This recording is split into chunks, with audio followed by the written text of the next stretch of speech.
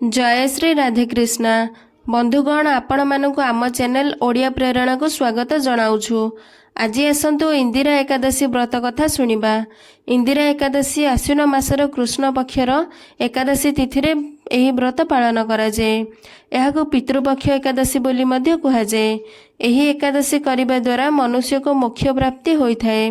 एहा सह हजार यज्ञर पुण्य फल प्राप्त होइथाए। एही एकादशी करिबा द्वारा मनुष्य निजको मोक्ष करिबा सहित पितृपुरुषों को मध्य मोक्ष प्राप्त मिलिथाए। एही एकादशीर पौराणिक कथा आसंतु शुणिबा। युधिष्ठिर महाराज भगवान श्रीकृष्ण को पचारती, हे माधव, आश्विन मासर कृष्ण पक्षरे केउ एकादशी पालन कराए एवं एही एकादशी व्रत करिबा द्वारा केउ फल मिलिथाए। एहार संपूर्ण महात्म्य कृपा करी बुझाई कहतु।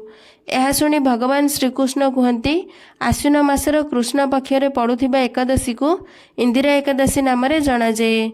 एही एकादशी व्रत करिबा द्वारा मनुष्यर समस्त पाप नष्ट हेबा सह जदि तार पूर्वपुरुष नर्क लोकरे थांती तेबे सेमानकर भी उद्धार हो जाए। जो व्यक्ति एही एकादशी व्रत कथा शुणी थाए ताको अश्वमेध यज्ञ समान पुण्य फल मिलिथाए।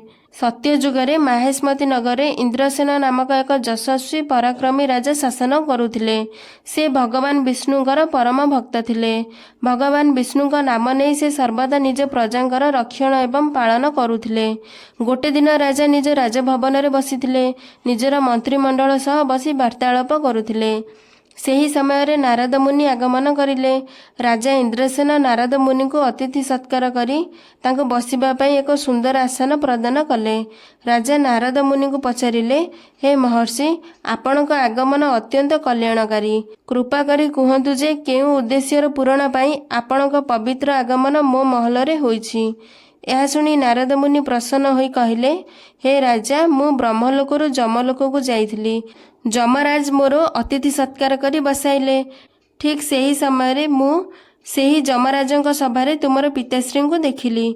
से बहुत दुखी थिले, कष्ट भोगुथिले। तुमर पिताश्री व्रतभंगर दोष करिथिले, सिथिबाई से जमपुर रे अछंती। तुम पाई एक संदेश पठाइछंती। तुम पिताश्री कहिछंती, पुत्र मते इंदिरा एकादशीर पुण्य फल प्रदान कर। मु एठारे रही परिबि नाही, मते जल्दी ही स्वर्ग को पठाओ। तांकर एही संदेश नहीं मु तुम पाखक आसीछि। हे राजा, जदि एबे तुमे तुम पिताश्री को स्वर्ग लोक को पठाइबा को चाहुछ तेबे शीघ्र इंदिरा एकादशी निष्ठार सह पालन कर। एही एकादशीर पुण्य फल प्रभाव रे तुमर पिता से दुर्गम नर्कर यात्रारू बाहर को आसी परिबे। एहा शुणी राजा नारद मुनिक ठारू व्रत पालनर पूजा विधि पचारि समय आसिबारु इंदिरा एकादशीर व्रत पालन करी निजर संपूर्ण परिवार सह निजर पिता को मध्य मुख्य प्रदान कराइले। तांको पितृपुरुषंकर विशेष आशीर्वाद प्राप्त होला एवं राजांक मृत्यु परे तांको वैकुंठ धाम प्राप्त होला।